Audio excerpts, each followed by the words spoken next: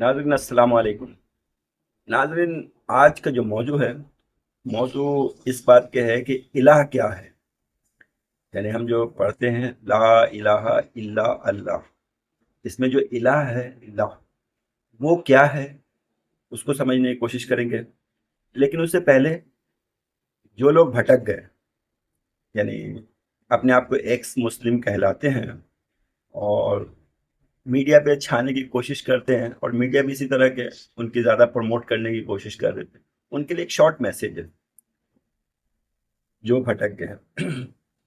اگر ان کے عقیدے کے مطابق دنیا یوں ہی بنی ہوئی ہے، یعنی کہ اگر ان کے عقیدے کے مطابق دنیا یوں ہی بن گئی ہے، کوئی خالق نہیں ہے، نہ کوئی قیامت آنے والی ہے، یعنی نہ حساب کتاب ہوگا، مرنے کے بعد کی دنیا ان کے کانسیپٹ کے حساب سے کچھ بھی نہیں ہوگا، تو ان کے لیے ایک میسج یہ ہے کہ چلے اگر ان کے کانسیپٹ کو مانتے ہیں ایک منٹ کے لیے کہ کوئی حساب نہیں ہوگا، تو اس کا بھی نہیں ہوگا، ہمارا بھی نہیں ہوگا۔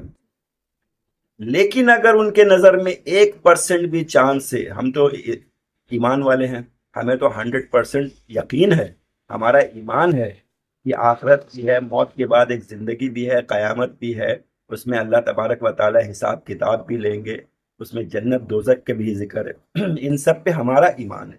لیکن اگر ان کے حساب سے اگر ہم حساب کتاب نہیں ہوتا تو ہم سب بری ذمہ ہیں، لیکن اگر ہمارے حساب سے حساب کتاب ہوا تو اللہ تبارک و تعالی ہمیں تو بخش دے گا انشاءاللہ، کیونکہ ہم دین پہ قائم ہیں اور ہر چیز پہ یقین، غیب پہ یقین رکھتے ہیں۔ بہت ساری غیب کی چیزیں اللہ تبارک و تعالی سورہ 2 بقرہ کا شروع میں پڑھ رہا ہے، الف لام میم ذالک الکتاب لا ریب فیہ ھدی للمتقین الذین یؤمنون بالغیب، جو غیب پہ ایمان لاتا ہے وہی متقی ہوتے ہیں۔ تو متقی کا ڈیفینیشن کسی دن ہم اس کو سمجھنے کی کوشش کریں گے۔ کہنے کا یہ مقصد ہے، ان کے لیے شارٹ میسج ہے کہ اگر ان کے مطابق 2% 1% بھی چانس ہے کہ قیامت آنے والی ہے تو ان کا کیا ہوگا، وہ ان کو غور کرنے کے لیے میں ایک میسج دے رہا ہوں۔ آپ کے سامنے بھی اگر کوئی ایسا مل جائے، ملاقات ہو جائے، تو اس کو ضرور کہیے گا کہ اگر تمہارے حساب سے 1% بھی چانس ہے تو ہم تو ایمان والے ہیں، اللہ تبارک و تعالیٰ سے امید رکھ کے بیٹھے ہوئے ہیں کہ ہماری مغفرت ہو جائے گی، تمہارا کیا ہوگا؟ اچھا، اب یہی چیز ہم قرآن میں بھی ایک صورت کے ذریعے دیکھتے ہیں، کیونکہ یہ شارٹ میسج ہے، اس کے بعد ہم الہ کو سمجھنے کی کوشش کریں گے۔ اب یہ سورہ اعراف 175، اس کا اردو ترجمہ سن لیجئے۔ اور اگر ہم چاہتے تو بلندی عطا کرتے اسے ان آیات کے ذریعے سے، مگر وہ تو ہو کر رہ گیا دنیا کا، اور پیروی کی اس نے اپنی خواہش نفس کی، بس اس کی مثال ہو گئی کتے کی مانی۔ سوچنے کا مقام ہے، کتے کی مانی، کتے کی مانی، اگر بوجھ لا دو اس پر تب بھی زبان لٹکائے، اور چھوڑ دو اسے تب بھی زبان لٹکائے۔ یہی مثال ہے ان لوگوں کی جو جھٹلاتے ہیں ہماری آیات کو، تو بیان کرو یہ احوال ان کے سامنے، شاید وہ کچھ غور کرے۔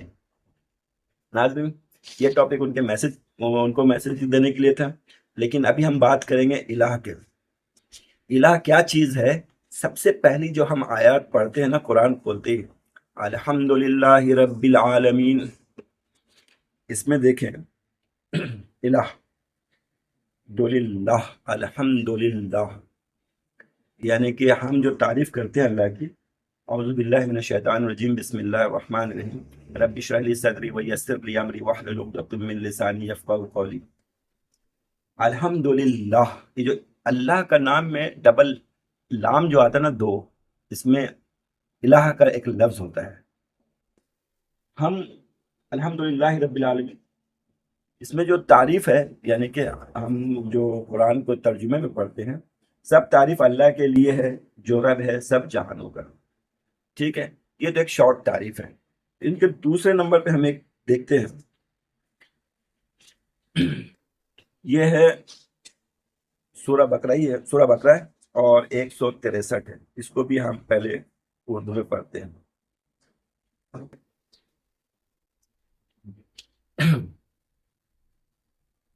بے شک پیدا کرنے میں آسمانوں، یعنی کہ اس سے تھوڑا سا پہلے چلتے ہیں ہم، 62 سے شروع کرتے ہیں۔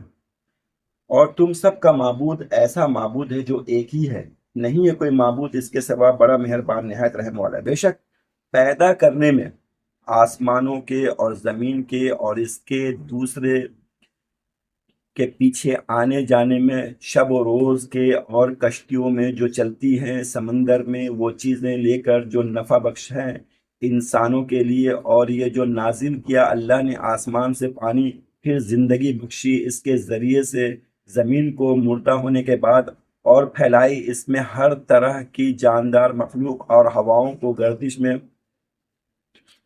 اور بادلوں میں جو تابع فرمان بنا کر رکھے گئے ہیں درمیان آسمان و زمین کے،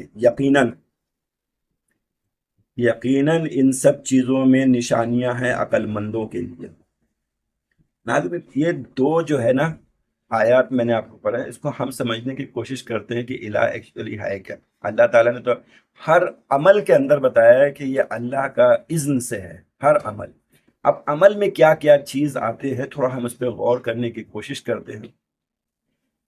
جیسے کہ میری اپنی ایک سانس ہے، میرے سانس کے درمیان جو وقفہ ہے، وہ وقفہ بھی جو ہے نا اللہ کے اذن سے ہے۔ اگر اللہ چاہے تو اگر میں نے سانس اوپر لی اور وہیں رک سکتی ہے، واپس اندر گئی اور واپس نہیں آ سکتی، سب اللہ کی وجہ، اللہ کے حکم کے تابع ہے۔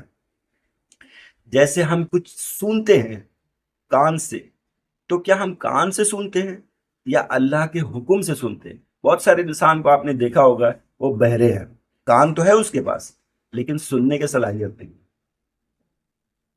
ہم جو آنکھوں سے دیکھتے ہیں، کیا آنکھوں سے دیکھتے ہیں؟ اگر ہم آنکھوں سے دیکھتے ہیں تو اندھیرے میں کیوں نہیں دیکھ پاتے ہیں؟ اس کا مطلب ہم آنکھوں سے نہیں دیکھتے ہیں۔ اچھا، اگر ہم روشنی سے دیکھتے ہیں تو روشنی کر کے آنکھیں بند کر لیں تو ہم کیسے دیکھیں گے؟ یعنی آنکھوں سے دیکھنا، روشنی کے ذریعے دیکھنا، بہت ساری چیزیں ایسے جو سائنس نے دریافت کیا، اس کو ہم دیکھ رہے ہیں آج کل کسی نہ کسی ڈیوائس کے ذریعے سے، کسی گیجٹس کے ذریعے سے، کسی ٹیکنالوجی کے ذریعے سے۔ تو یہ جو سننے اور دیکھنے کی جو صلاحیت ہے نا، اس کو جو کمیونیکیٹ کر رہا ہے، یہ اس کو کہتے ہیں الہ۔ ہر کام کے ہر وقفے کا جو دوبارہ اس کا ہوتا ہے نا، جیسے چھوٹے سے مثال اور دوں کہ پانی کے بلبلے، جب بارش میں بلبلے ہوتے ہیں نا سڑکوں پہ، آنگن میں، بہت سے جگہ پہ آپ کو بلبلے نظر آتے ہیں، اس بلبلے کی ایک زندگی ہوتی ہے۔ وہ پیدا ہوتا ہے اسی وقت ہمارے آنکھوں کے سامنے، تو اسی وقت پھٹ چکا ہوتا ہے، لیکن وہ اپنی زندگی جیتا ہے پوری۔ ہم آگے جا کے سائنس اگر دریافت کرے گا تو پتہ چل جائے گا اس کے اندر بھی لائف ہے۔ اتنے چھوٹے وقفے میں سے لے کے بڑے سے بڑا وقفہ جو ہے نا، اس کے اندر جو وقفہ ہے وہ سب الہ ہے۔ الہ کے بغیر کائنات کا نظام دھرم برم ہو سکتا ہے، ختم ہو جائے گا۔ اگر اللہ نے جس وقت چاہا اس الہ کو روک دے، جس کے لیے چاہا اس تک محدود رہے، یا دنیا میں چاہے گا تو دنیا کے اندر یہ دھرم برم ہو جائے گا نظام الہ۔ اب ہم بہت سارے پروگرامڈ ہیں ہمارے اندر، انسان کے اندر ویسے تو بالکل پورا ہے لیکن کچھ پروگرام ہے۔ جیسے مثال کے طور پہ انسان جب پیدا ہوتا ہے تو اس کو چلنا بھی نہیں آتا، اس کو ہاتھ پکڑ کے چلایا جاتا ہے، سکھایا جاتا ہے چلنا، پھر اس کو بولنا سکھایا جاتا ہے، ایک ایک لفظ، اللہ کا، اماں کا، ابا کا نام، اس طرح اس کو بولتے بولتے وہ بولنا شروع کرتا ہے۔ پرندے ہیں اور بھی جانور ہیں، ان کو بہت ساری چیز پروگرام ہم سے زیادہ ہے، یا انسان سے زیادہ جانوروں کے اندر، کیونکہ ان کا پروگرام جو ہے وہ تقریباً محدود ہے، اس میں تھوڑا بہت اضافہ ہوتا ہے اس کی زندگی میں، باقی زیادہ تر پروگرام ہے۔ جیسے اگر ایک پرندے کا بچہ ہے، درخت سے گرتا نہیں ہے، وہ جب بھی نکلے گا وہاں سے تو اڑ کے نکلے گا، اس کو کوئی سکھلاتا نہیں ہے اڑنے کے لیے۔ اسی طرح اگر کوئی ایسے آبی مخلوق ہے جو پانی میں رہنے والے ہیں، وہ خشکی میں اگر اس کے انڈے بچے ہیں تو وہ رینگتا ہوا جا کے پانی میں جا کے تیرے گا، وہ اس کو کوئی سکھانے کی ضرورت نہیں۔ لیکن انسان ایک ایسا مخلوق اللہ تعالیٰ نے بنایا ہے کہ اس کو ہر چیز سیکھنے کی ضرورت ہے۔ سیکھنے کے علاوہ ان کے ساتھ ایک اور اہم چیز ہے کہ جو انسانوں کو پتہ نہیں ہے، کہ کچھ پروگرامڈ ہوئے ہیں ان کے ساتھ، وہ پروگرام کیے ہوئے گئے، پروگرامڈ ہے۔ مثال کے طور پہ ہم مادی طور پہ پروگرامڈ ہیں۔ مادی کیا ہے؟ جیسے کہ ہم ایک گھر بنا لیتے ہیں، ایک دیوار بنا لیتے ہیں، فزیکل باڈی جو ہوتی ہے نا، اس کو ہم محسوس کرتے ہیں، اس کو بناتے ہیں، اس کو توڑتے ہیں اور سمجھتے ہیں کہ ایک مضبوط قلعہ ہے، ہم اس دیوار کے اس طرف نہیں جا سکتے، لیکن دراصل وہ دیوار ہمارے لیے ہے، وہ کسی اور کے لیے نہیں ہے۔ یعنی کہ اللہ کے کئی مخلوق ایسے ہیں، ان کے لیے دیوار کی کوئی اہمیت نہیں ہے۔ اگر دیوار کی اہمیت ہوتی تو موت کے فرشتے تو آ نہیں سکتے۔ اب آپ چاہے جتنے بھی مضبوط سے مضبوط دیوار بنا لیں، یہ ان کے لیے کچھ نہیں، یہ ہمارے لیے۔ ہم چونکہ پروگرامڈ ہیں تو ہمیں پتہ چلتا ہے کہ یہ دیوار ہے، یہ درخت ہے، یہ جو فزیکل باڈی ہم دیکھتے ہیں، اس کے لیے ہم پروگرامڈ ہیں پہلے سے، یہ ہمیں پتہ ہے۔ تو الہ جو کہتے ہیں لا الہ الا اللہ، ناظرین میں کافی عرصے سے غور کر رہا تھا کہ جب ہم کسی ایسے لوگوں کو جو غیر مسلم ہیں ان کو کہتے ہیں کہ آپ جو ہے کلمہ پڑھ لیں، تو ایک دو مجھ سے سوال کرتا ہے کہ میں کیوں پڑھوں، مطلب اس کا مطلب بتاؤ۔ میں نے کہا ہے کہ دیر از نو گاڈ، یعنی اللہ کے علاوہ کوئی اللہ نہیں ہے اور تمام تعریف انہیں کا ہے۔ کہہ رہا میں کیوں مانوں؟ تو میں بڑا حیران ہوا کہ میں اس کو قائل نہیں کر سکا۔ میں پھر اس پہ ریسرچ، غور و فکر کرنا شروع کیا، تب مجھے پتا چلا کہ الہ کے بغیر تو کچھ ہوتا ہی نہیں۔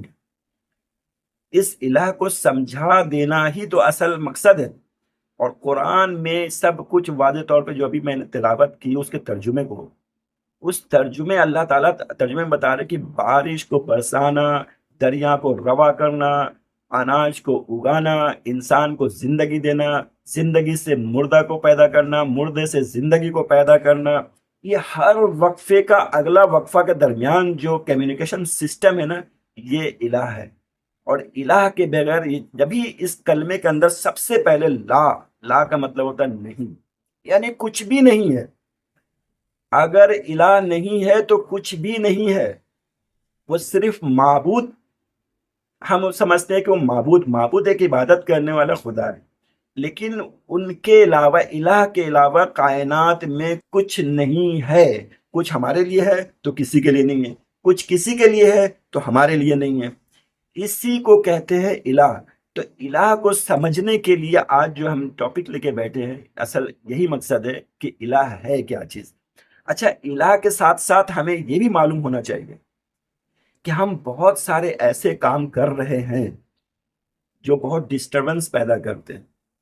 یعنی کہ آپ سمجھ لیں کہ زمین میں فساد مچانے والے اولئک هم الخاسرون، اللہ تعالیٰ کہتے ہیں۔ یہ بھی ہم دیکھ لیتے ہیں ایک آیات میں، یہ ہے سورہ بقرہ نمبر 2 کا 26۔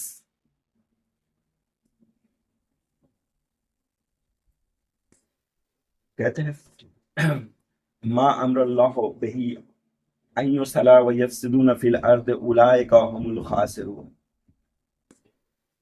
حکم دیا ہے اللہ نے جن کے جوڑنے کا اور فساد برپا کرتے ہیں زمین میں، یہی لوگ حقیقت میں نقصان اٹھانے والے۔ زمین میں فساد ہم کیسے مچاتے ہیں؟ ہمارے نظر میں یہ ہوتا ہے کہ صرف کو لڑوا دینا فساد ہے، صرف یہ کام فساد نہیں ہے۔ فساد زمین میں کس کس طرح کا ہوتا ہے؟ مثال کے طور پہ زمین کے اندر اللہ تبارک و تعالیٰ نے بہت سارے معدنیات اور پانی اور ذخیرہ دیا ہے، اس کو غلط استعمال کرنا بھی اور زیادتی کرنا، یہ بھی جو ہے نا خسارے والی بات، یعنی کہ فساد مچانے والی بات ہے۔ جیسے آج کل ہمارے یہاں پانی کا ایک نظام ہے کہ پانی کا سسٹم جو ہے ہمیں خرید کے پینا پڑتا ہے، جبکہ زمین میں اللہ تبارک و تعالیٰ نے بے شمار پانی رکھا ہوا ہے، اس کو آسمان میں رکھا ہوا ہے، گلیشیئر کے اندر ہے، دریاؤں کے اندر ہے، بادلوں کے اندر ہے، زمین کے اندر، ہر جگہ پانی کا پورا حساب کتاب ایسا کنٹرولڈ ہے اللہ کے ہاتھ میں کہ انسان کو کبھی پانی کا فکر نہیں کرنا چاہیے۔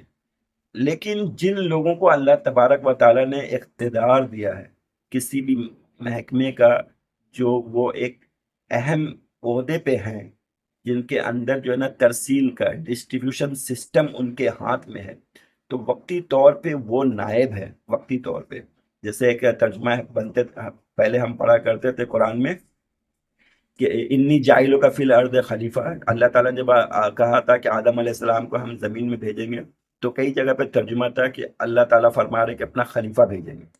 تو ایکچولی وہ خلیفہ ایسا ہے کہ یہ خلیفہ ہی ہوتے ہیں کہ اللہ کا کام کو، جیسے پانی کا ڈسٹریبیوشن سسٹم ہمارے یہاں واٹر اینڈ سیوریج کا نظام ہے، تو اس کو کیا کرتے ہیں، ہائیڈرینٹ کے ذریعے بیچتے ہیں، اور جو لوگوں کے حق کا پانی ہے اس کو ملتا نہیں ہے۔ پھر اس پہ ایک اور فساد کیا کرتے ہیں کہ جگہ جگہ پہ جو ہے نا منرل واٹر کے نام پہ بورنگ کرتے ہیں اور پانی کو مزید نیچے سے نیچے لے کے جا رہے ہیں۔ ہم مسجدوں میں تو دیکھتے ہیں کہ وضو خانے کے اوپر لکھا ہوا ہوتا ہے پانی احتیاط سے استعمال کرے، حالانکہ 1.5 2 3 لیٹر میں لوگ وضو کر لیتے ہیں، اس میں اگر بد احتیاطی کرے گا تو 5 6 لیٹر بہا دے گا۔ لیکن آپ دیکھیں پانی کا احتساب کتنا خطرناک ہو سکتا ہے کہ جو سارے انسان کے لیے پانی ہے اس کا روک دیا جائے، اور پھر اس کو اپنی مرضی سے جس کی مرضی چاہے، اس پہ کوئی چیک اینڈ بیلنس نہیں ہے۔ اسی طرح پانی کو ڈسٹرب، یعنی کہ اس کا ترسیل کو ڈسٹرب کر کے رکھا ہوا ہے۔ تو یہ سب پکڑ کی بات ہے۔ انسان کو چاہیے کہ وہ آگے کا سوچے کہ وقتی طور پہ ہم جو پیسے کما رہے ہیں پانی کے ذریعے سے یا کسی بھی، یہ فساد میں اصل میں میرا ٹارگٹ ہے زمین میں کون کون فساد کر رہا ہے۔ دوسری چیز ہے ہم پولوشن جو پھیلاتے ہیں نا زمین میں، کچرا جمع کر کے جلا دیا، تار کو جلا کے اس میں سے کاپر یا تانبا نکالنے کے لیے لوگ جو ہے نا جلاتے ہیں، بہت سارے ایسے ٹائر جلا رہے ہوتے ہیں، کچرا جلا رہے ہوتے ہیں، یہ ایٹماسفیئر کو ڈسٹرب کر رہے ہوتے ہیں، یعنی کہ ہمارے ماحول کو، اس میں سانس دینے میں پرابلم ہے، اس میں اللہ تبارک و تعالیٰ کا جو جاندار مخلوق ہے وہ سب ڈسٹرب ہوتے ہیں، یا کسی نے بے شمار درخت کاٹ دیا، جو ہمارے یہاں ہوتا آ رہا بلکہ دنیا میں اس طرح چلتا جا رہا ہے، اور کچھ این جی اوز پہ کام کرتے ہیں کہ اس کو روکنا چاہیے۔ دراصل اللہ تبارک و تعالیٰ نے ان سب کو روکا ہے، اور ان سب سے خطاب ہے کہ زمین میں وہ کام نہیں کرو جس سے فساد کا مطلب ہوتا ہے کہ اس سے افیکٹڈ ہونا ہے کوئی۔ تو یہ سارے انسان افیکٹڈ ہے، کوئی پانی کے ذریعے سے افیکٹڈ ہے، کوئی ماحولیات کے ذریعے سے افیکٹڈ ہے، لوگوں کے اندر بیماری ہے بہت طرح طرح کے ہوا اور پانی کی وجہ سے۔ تو میں نے سوچا کہ تھوڑا سا آپ کو سمجھانے کی کوشش کر دوں کہ اگر آپ یہ سمجھتے ہیں کہ آپ سے کوئی غلطی ایسی ہو رہی ہے جس میں اجتماعی طور پہ لوگوں کو آپ نقصان پہنچا رہے انجانے میں، آپ کو نہیں معلوم، کچرا جلا دینا، پانی کو بے ترتیب بہا دینا، اس کو بورنگ چلا کے بالکل سڑکوں پہ بہانا شروع کر دیا، تو بہت سارے ایسے کام سے اجتناب کریں، بچنے کی کوشش کریں۔ یہ ان سب چیزوں کی جو نا پکڑ ہے، اور ان سے بچنا ہی جو ہے نا، بلکہ لوگ تو دیکھیں نا آپ، کئی جگہ پہ لوگ پانی پلانے کی کوشش کرتے ہیں، لوگ باہر کولر رکھتے ہیں، کولر میں برف ڈال کر رکھتے ہیں، مٹکا رکھتے ہیں پانی پینے کے لیے، پانی کے لیے کوئی منع نہیں کرتا پینے کے لیے۔ تو اگر آپ اس کو اپوزٹ دیکھ لیں کہ اگر پانی پلانا ثواب ہے تو پانی کے ساتھ چھیڑ چھاڑ کرنا یقیناً گناہ ہے۔ اسی طرح اگر آپ مثال کے طور پہ 1 کلو دودھ لے کر جا رہے ہیں راستے میں، اور میں اس میں سے تھوڑا سا کچھ گندگی ڈال دوں تو آپ کو کیسے لگے گا؟ اسی طرح جو ہوا ہے نا، یہ سارے انسان کے لیے اللہ تعالیٰ نے بنایا، اگر اس کے ہوا کو آپ پولیوٹیٹ کر رہے ہیں، اس کو آلودگی میں بدل رہے ہیں، تو آپ ان سب کے ساتھ زیادتی کر رہے ہیں جو اللہ کے مخلوق ہیں۔ آپ کی چیزوں کو اگر کوئی نقصان پہنچائے گا تو آپ اس کے چونکہ مالک ہے تو آپ کو کیسا لگے گا؟ اسی طرح اگر آپ اللہ کے مخلوق کے ساتھ تکلیف پہنچانے والا کوئی بھی عمل کریں گے، کوئی بھی عمل جس سے کسی انسان کو تکلیف ہو، تو اس کا مالک اللہ ہے، اس کو کیسا لگے گا یہ سوچ کے کیجیے گا۔ ناظرین، آج کے ویڈیو یہی اتنا ہی تھا، امید ہے کہ آپ لوگوں کو پسند آ جائے، باقی دعا میں یاد رکھیے گا اور اپنا خیال رکھیے گا۔ اللہ حافظ۔